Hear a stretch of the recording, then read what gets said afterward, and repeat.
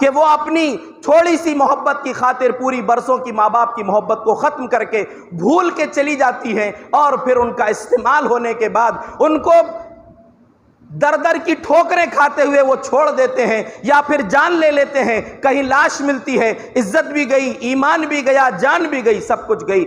اللہ رب العزت نے انسانوں کو بے شمار نعمتیں عطا فرمائی ہیں۔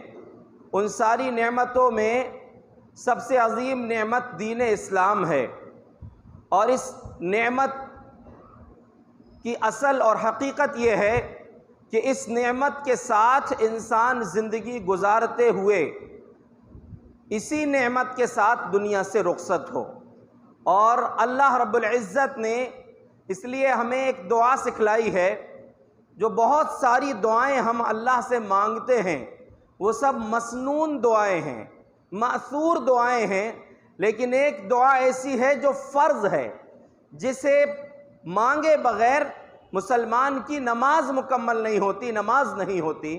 وہ ہے سورہ فاتحہ کی دعا، سورہ فاتحہ جس میں اللہ رب العزت نے دعا سکھلایا ہے اہدنا الصراط المستقیم، جس کے تعلق سے یہ بات یاد رکھنا چاہیے کہ اے ہمارے رب ہمیں سیدھا راستہ دکھا، اے ہمارے رب ہمیں سیدھے راستے پر چلا، اے ہمارے رب ہمیں سیدھے راستے پر ثابت قدمی عطا فرما۔ یہ تینوں چیزیں ایک ساتھ اپنے دل میں حاضر رکھ کر ہمیں اس دعا کو نماز میں پڑھنا اور مانگنا چاہیے۔ یہ اللہ رب العالمین کی عظیم ترین نعمت ہے، لیکن یہ بات یاد رکھیں شیطان اپنے مشن میں لگا ہوا ہے، اور پھر شیطان کے راستے پر چلنے والے اس کے بہت سارے شاگرد ہیں جو من الجن والانس، انسانوں میں سے بھی ہیں اور جنوں میں سے بھی ہیں۔ شیاطین الانس والجن، جن کو رب نے قرآن میں کہا ہے کہ وہ لوگ جو شیطانی صفت رکھتے ہیں، چاہے وہ انسانوں میں سے ہوں یا جنوں میں سے ہوں، ان کا کام ہے انسانوں کو بہکانا۔ دوسری چیز یہ ہے اللہ رب العزت نے قرآن کریم میں کئی انداز میں فتنے کا تذکرہ فرمایا ہے۔ امام بخاری رحمۃ اللہ علیہ نے کتاب الفتن جو اپنی کتاب میں کتاب الفتن جو لکھا ہے، اس کی شروعات کی ہے اس آیت سے وَاتَّقُوا فِتْنَةً لَا تُصِيبَنَّ الَّذِينَ ظَلَمُوا مِنْكُمْ خَاصَّةً، اس فتنے سے بچو جو تم میں سے صرف ظالموں کو نہیں آئے گا، یعنی ایسے فتنوں سے، ایسے اسباب سے اپنے آپ کو اور اپنے سماج کو بچاؤ کہ وہ فتنوں کی سزا جب دنیا میں آئے گی تو صرف ان فتنہ پروروں کو یا فتنے میں ملوث ہونے والوں کو نہیں، بلکہ عام طور پر سزا نازل ہوگی، اس لیے اس فتنے سے اپنے آپ کو بچاؤ۔ امام بخاری رحمۃ اللہ علیہ نے کتاب الایمان میں ایک حدیث نقل کی ہے، جو حدیث میں نے ابھی آپ کے سامنے ذکر کی۔ ابو سعید خدری رضی اللہ عنہ اس حدیث کے راوی ہیں، اور اس حدیث کو پیش کرنے سے پہلے امام بخاری رحمۃ اللہ علیہ نے باب قائم کیا ہے من الدین الفرار من الفتن، دین کا، ایمان کا حصہ ہے، صاحب ایمان کے لیے ضروری ہے کہ اس بات کی فکر کرے من الدین الفرار من الفتن، فتنوں سے بھاگنا ایمان کا حصہ ہے، فتنوں سے دور رہنا، کہیں ایسا نہ ہو فتنے میں پڑ کر تم اپنے ایمان کو، اپنے دین کو ختم کر لو، کیونکہ ایسے فتنے ہمارے سماج میں موجود ہیں جو فتنے انسان کی پوری آخرت کو برباد کر دیتی ہے۔ امام بخاری رحمۃ اللہ علیہ نے یہ باب قائم کیا، اس کے بعد حدیث ذکر کی ہے۔ نبی اکرم صلی اللہ علیہ وسلم نے فرمایا یوشک ان یکون خیر مال المسلم غنم، قریب ہے ایک دور ایسا آئے گا کہ مسلمان کا سب سے بہترین مال اس کی بکریاں ہوں گی، یتبع بها شعف الجبال ومواضع القطر، وہ بکریاں لے کر پہاڑوں کی چوٹیوں پر چلا جائے گا، بارش کی وادیوں میں چلا جائے گا، جہاں بارش ہوتی ہے، سبزہ اگتا ہے، اس کے جانوروں کے لیے چراگاہ ہوگی، وہ وہاں چلا جائے گا۔ کیوں؟ یفر بدینہ من الفتن، فتنوں سے اپنے دین کو بچانے کے لیے۔ اور یہ بات یاد رکھیں، ہر ایک کو یہ بات نصیب نہیں ہوتی کہ اللہ کی طرف سے اس کو فوراً یہ توفیق مل جائے کہ وہ اپنے آپ کو فتنوں سے بچا لے۔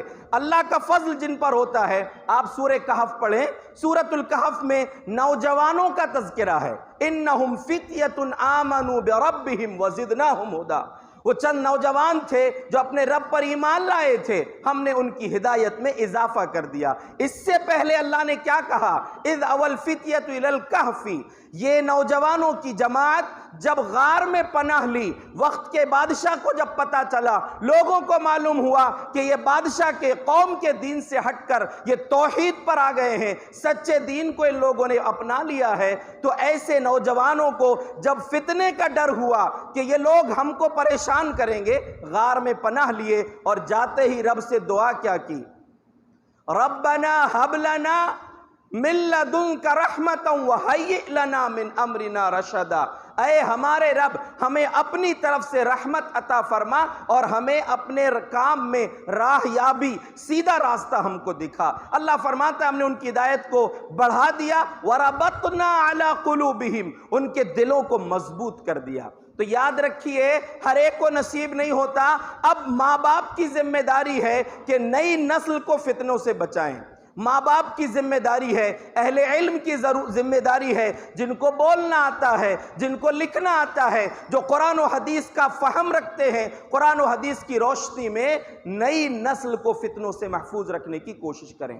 اس لیے کہ فتنے جب آتے ہیں تو اکثر جو عقل کے کچے ہوتے ہیں وہ لوگ فتنوں میں جلدی چلے جاتے ہیں، ان کے اندر جذبات ہوتے ہیں۔ یاد رکھیے، اللہ رب العالمین نے یہ جو دین ہم کو عطا کیا ہے، اس دین پر عمل کرتے ہوئے فتنوں سے بچنا ہمارے لیے انتہائی ضروری ہے۔ آپ اندازہ کریں، امام بخاری رحمۃ اللہ علیہ نے اور بھی محدثین نے کتاب الفتن باقاعدہ جو ہے اپنی کتابوں میں نقل کیا ہے، اس میں احادیث اکٹھا کی ہیں فتنوں سے متعلق۔ قرآن و حدیث میں دعائیں ہیں، دین پر ثابت قدم رہنا۔ پیارے نبی صلی اللہ علیہ وسلم کی مشہور ترین دعا ہے، اکثر آپ پڑھتے تھے، یا مقلب القلوب ثبت قلبی علی دینک، اے دلوں کو پلٹنے والے اللہ، میرے دل کو تیرے دین پر جما دے۔ قرآن نے سکھایا، ربنا لا تزغ قلوبنا بعد اذ ہدیتنا، اے ہمارے رب، ہدایت دینے کے بعد ہمارے دلوں کو ٹیڑھا نہ کرنا، وَهَبْ لَنَا مِن لَّدُنْكَ رَحْمَةً، اپنی طرف سے ہمیں رحمت عطا فرما۔ کتاب الفتن صحیح بخاری میں بھی اس کا آگے تذکرہ کروں گا، ایک حدیث اصل میں ذکر کرنا ہے۔ اور بھی آپ اگر احادیث دیکھیں، دعائیں سکھلائی گئی ہیں، اللہم انا نعوذ بک من شر الفتن، اے اللہ ہم تیری پناہ چاہتے ہیں فتنوں کے شر سے۔ اور آپ ایک دعا کی عظمت کو پہچانیے اور اس سے فتنوں کی سنگینی کو پہچانیے۔ اللہ کے نبی صلی اللہ علیہ وسلم نے فرمایا، علمنی ربی، میرے رب نے مجھ کو دعا سکھلایا ہے، یا محمد اذا صلیت، اے محمد صلی اللہ علیہ وسلم جب نماز پڑھو تو اپنے رب سے یہ دعا مانگو۔ کون سی دعا مانگو؟ اللہم انی اسألک فعل الخیرات وترک المنکرات وحب المساکین وَإِذَا أَرَدْتَ بِعِبَادِكَ فِتْنَةً فَاقْبِضْنِي إِلَيْكَ غَيْرَ مَفْتُونٍ، اے اللہ میں تجھ سے سوال کرتا ہوں، مجھے نیک کاموں کی توفیق دے، غلط کاموں سے بچا کر رکھ، مسکینوں اور غریبوں کی محبت میرے دل میں عطا فرما، اور جب تو اپنے بندوں کو فتنے میں ڈالنا چاہے، آزمائش میں ڈالنا چاہے، فَاقْبِضْنِي إِلَيْكَ غَيْرَ مَفْتُونٍ، فتنوں سے بچا کر مجھ کو تو اپنی طرف اٹھا لینا، مجھے موت دے دینا اس وقت جب فتنوں میں آزمائش کا معاملہ آئے۔ تو آپ اندازہ کریں، نبی محترم صلی اللہ علیہ وسلم، امام کائنات، پوری کائنات کی مقدس ترین ہستی، وہ فتنوں سے تعلق سے دعا کر رہی ہے، اور دعا اپنے الفاظ میں نہیں، رب کے سکھائے ہوئے الفاظ میں، کہ اللہ فتنوں کے آنے سے پہلے مجھ کو وفات دے دینا، اپنی طرف بلا لینا۔ آپ اندازہ کریں فتنہ کتنی بھیانک چیز ہے،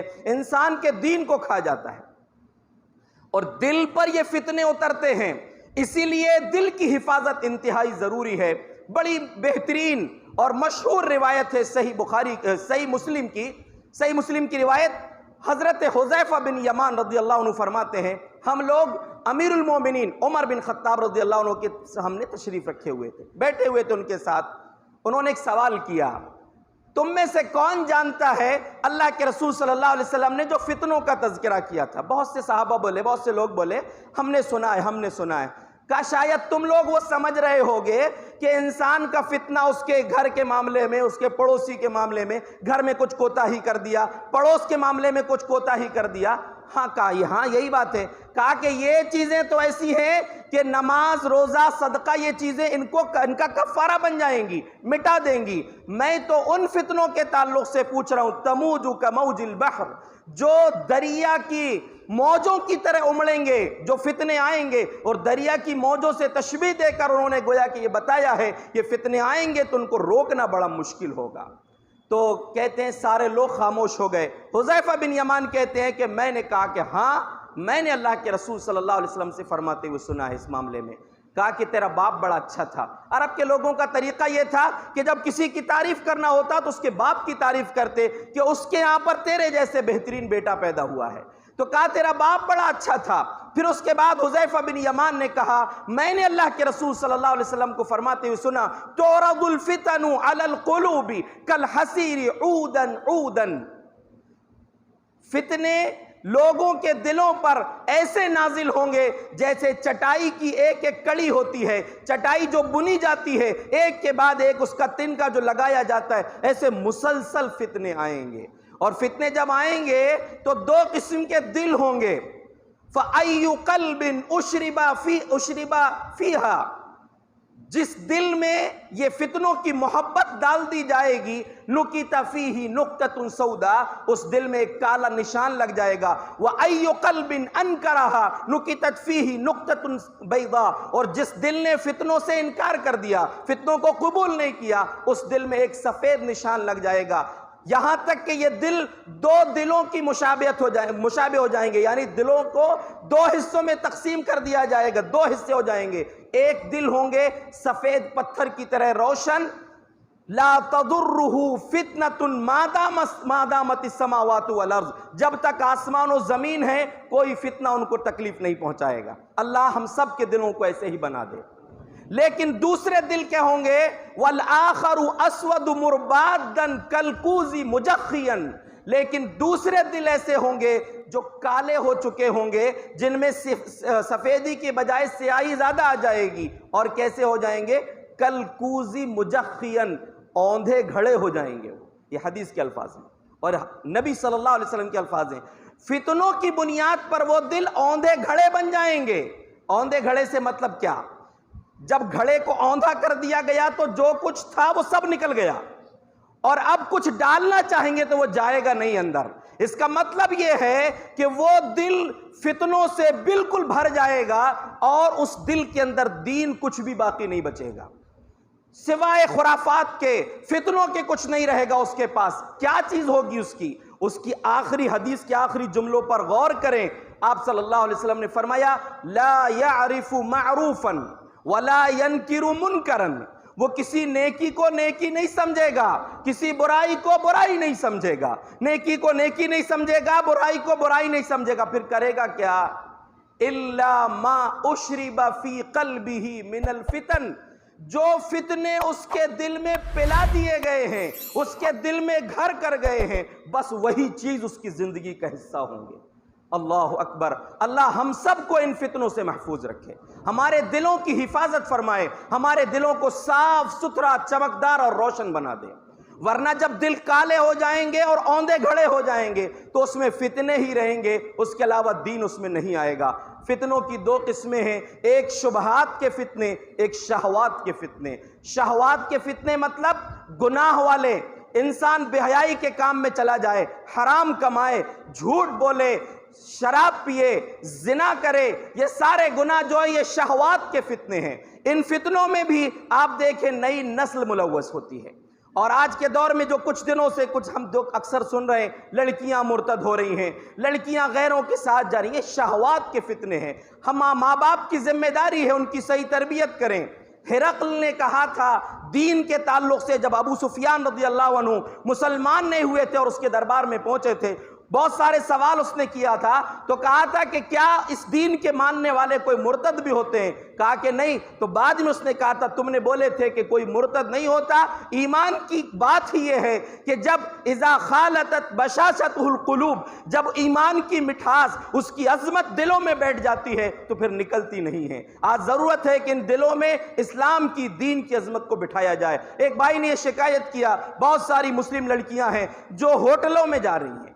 اللہ اکبر، کیا گھر میں کھانا نہیں ملتا؟ یا اتنے دیوس ہو گئے مرد، گھر کے ذمہ دار، وہ باپ، وہ بھائی جن کو غیرت نہیں آتی کہ دوسروں کے ساتھ اپنی وہ سڑک چھاپ محبت کے چکر میں آ کر یہ ہوٹلوں کے چکر لگا رہی ہیں۔ اور پھر کتنے واقعات آپ نے سن لیا اور سوشل میڈیا کے ذریعے دیکھ لیا کہ وہ اپنی تھوڑی سی محبت کی خاطر پوری برسوں کی ماں باپ کی محبت کو ختم کر کے بھول کے چلی جاتی ہیں، اور پھر ان کا استعمال ہونے کے بعد ان کو در در کی ٹھوکریں کھاتے ہوئے وہ چھوڑ دیتے ہیں، یا پھر جان لے لیتے ہیں۔ کہیں لاش ملتی ہے، عزت بھی گئی، ایمان بھی گیا، جان بھی گئی، سب کچھ گئی۔ یہ فتنے ہیں، ان فتنوں سے اپنی نسل کو بچائیے۔ اور ایسا بھی ہو سکتا ہے کہ بھائی بھی اسی کام میں لگا ہے تو بہن کو نہیں بول سکتا، تیرے گھر تو جو کسی کے گھر میں گھسا ہے اپنا دل بہلانے کو، تیرے گھر کوئی اور گھسا ہو، یہ بھی تو ہو سکتا ہے۔ شاید ایسے بھی معاملات کچھ جگہ ہوتے ہیں کہ خود بھی اس میں ملوث